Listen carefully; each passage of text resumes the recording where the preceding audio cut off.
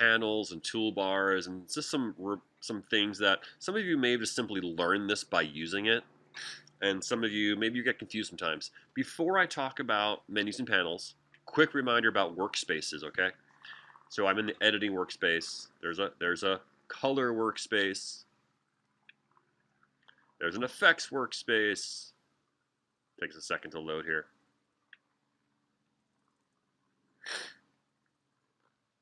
My computer's being slow. There we are. Now remember, all these workspaces are simply just optimized ways of laying out these windows for these particular tasks. To be honest, like for example, in our color workspace, I can still edit, right? I can still do my editing. And in my editing workspace, I could still theoretically edit audio, right? I can pull up my audio stuff. So these are all arbitrary. All these do is move around the windows in different ways. Sometimes some of you have like gotten into something weird like this, and you say, Mr. Rose, where did everything go? And I simply say, hey, go to your window, workspaces, and reset to save layout, where it just brings it back to the editing workspace. It moves all these windows and panels around. Okay, so every single little window could be a panel. Okay, sequence. This is a window or a panel rather. Program monitor, source, effect controls. Meaning, let me show you what I mean. So let's go to my project. If I hit this little three line button here, I can undock this panel. Now it's floating around in its own window. Okay. I mean, I can do this to all of it. Effects, undock panel, and it's floating around. Okay.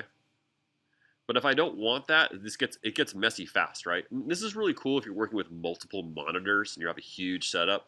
But if you're working with one monitor, it's kind of nice to have them grouped together. So how do I put them back? I'm going to take these three things. Oops, I'm going to drag it over there. See, I'm holding down the mouse button right now. I'm going to drag it in here and then boop, put it there. Or I can drag it up here and put it there. Or I can even just do that and it becomes its own window, right? It can get messy real fast. I can put it over here. Now I'm sharing a window. This window has two panels in it with my sequence. See, it can become a big mess. It can either get customized and be perfect, or it can get messy. How do I reset that? Well, let's go to editing. I'll click editing here. Oop. I actually I'm in the editing mode, but I've messed it up. How do I reset? Well, workspaces, editing, reset to save layout. Give it a second. Beautiful. Remember that. Window, workspaces. This will reset to the layout of whatever workspace you're in. Okay? Remember, let's say, now let's talk about searching. Let's say I have 10 million different little footages I'm working with, and I need to find sequence 3. Some type sequence. Oh, there's my sequences. They popped up already. Okay? And if there's things that if you know you had a window open or a panel open in this window and you can't find it, always hit this arrow here, and there they all are. See, my history and my markers are out of my view. So history's kind of cool when you want to work backwards, or rather undo. This is basically a really fancy version of Command Z of undo. To be honest, I'm rarely in here.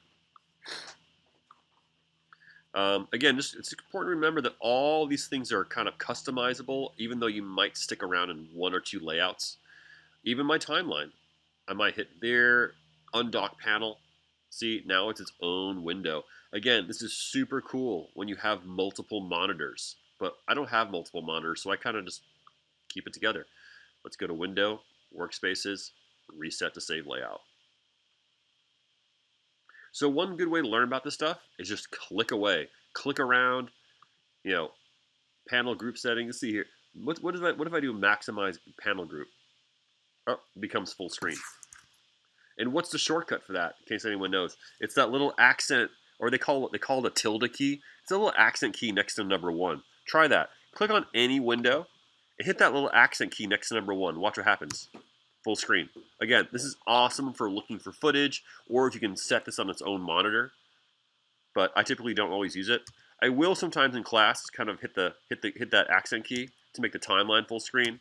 Or to be honest, my most common use is on my program window when I'm editing, and I'm ready to watch, just sit back and watch my work, I'll go ahead and click my program window, hit that accent key, and make it full screen and watch what I've done.